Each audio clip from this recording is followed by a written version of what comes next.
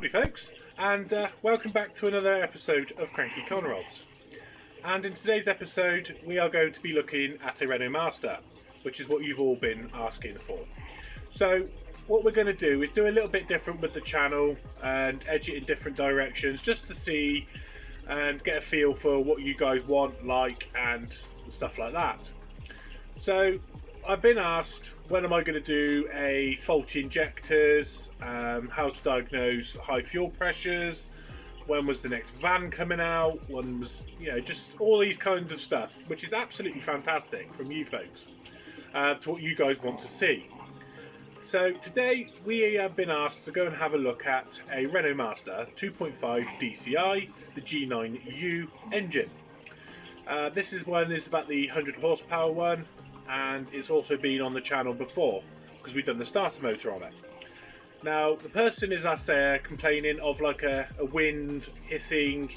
It's sort of like you drive down the road slightly with the window open, that kind of like air sort of noise. It's quite hard to explain. Now I've driven the van and I can hear the noise, and it's quite a distinctive noise to me, which is pointing towards a turbo boost leak.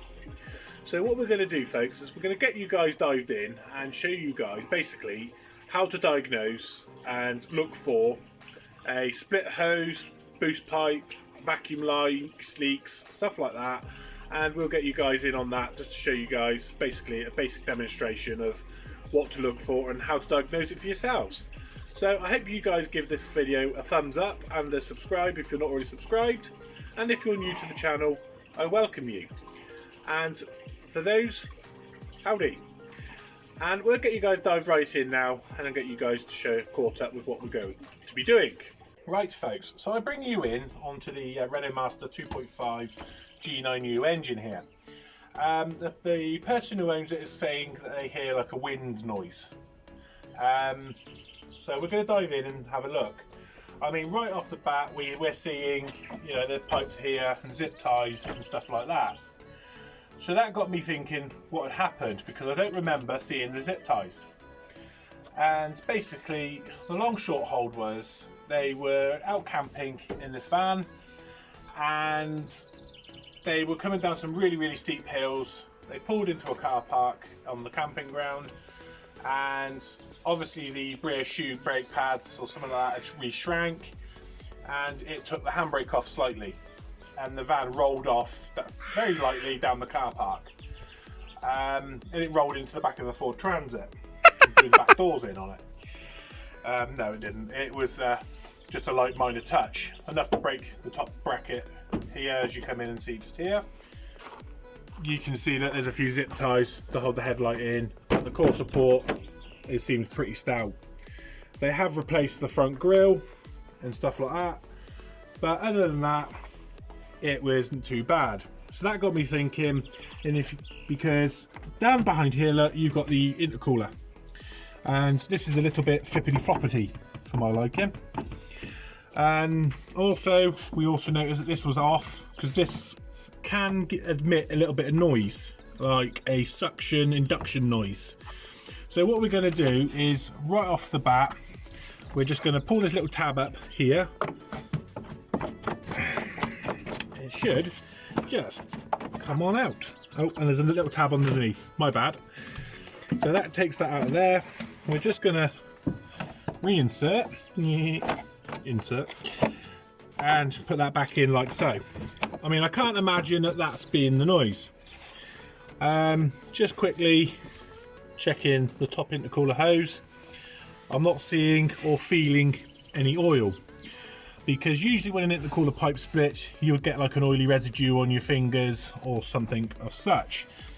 But this one, because I've got nice big hands, going around the pipe like that, I'm not getting any oil or anything on my hands. So that brings me onto this hard plastic line. Now these are the most common and prone intercooler pipe to bust, because it is plastic, and the vibrations and everything else and the heat cycles, they can crack and they give you all sorts of little problems. But other than that, they're pretty stout. So this is why we come straight into this one. And again, we're just going to go around checking for any cracks and stuff like that. And up here I can't find anything wrong. Right, and just off of curiosity, I will bring you guys into here as well. Now this here is the top plastic hose from the top intercooler pipe to the top of the turbo, and as you can see, they're flippity floppity, and there's a special clip at the back of here with a rubber O-ring that seats it and seals it. And then rubber O-rings can go bad and they can give you a little bit of a boost leak. But yeah, it's a bit of a bad design. I would have thought that this would have been secured somehow, but I can't remember how they do it or whether it was just flippity floppity from the beginning. But other than that, that's it for up here. We can't really see anything major. We're checking around the oil seals, around the turbo seals, and as you can see, we got a clean hand, other than the old dirt. We've not got oil or anything on it. So that brings us to from the top half. Now we're going to go underneath, I think, and have a look. Right, folks. So just off camera, I was having a little pull about of some pipes and stuff, and down here, this pipe here is your turbo actuator. So this pipe here is your turbo actuator that gives you basically all your boost and everything to the turbo. And if we look down here, ta-da! And if I rub my finger over it, look, and turn it out, ouch, I just cut my finger, and turn it over, look, you can see I've got oil on it. Dang it, that hurt. Anyway, so this goes right round, if I get you to come back up, and I'm going to slightly bear hug the engine here for you folks, and bring you down here. That's the pipe there,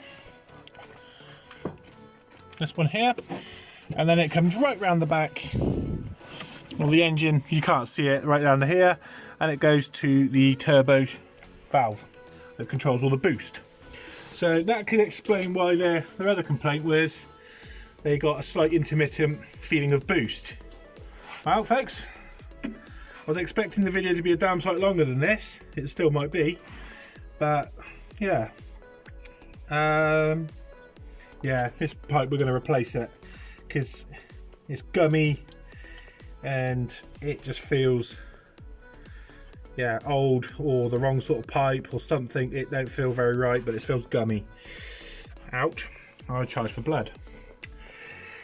Anywho, we'll get this pipe out, get this pipe off. I'll try and see if I can get you guys at the back of the engine here, so when I go to change the boost pipe control thingy, what's it, doodad, brain fart, I can get you guys in here and show you how to replace it and do the complete line.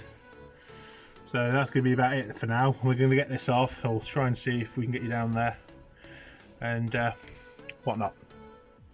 So to get down the back of there, I've undone this Jubilee clip for the top of the intake, undone the cable here.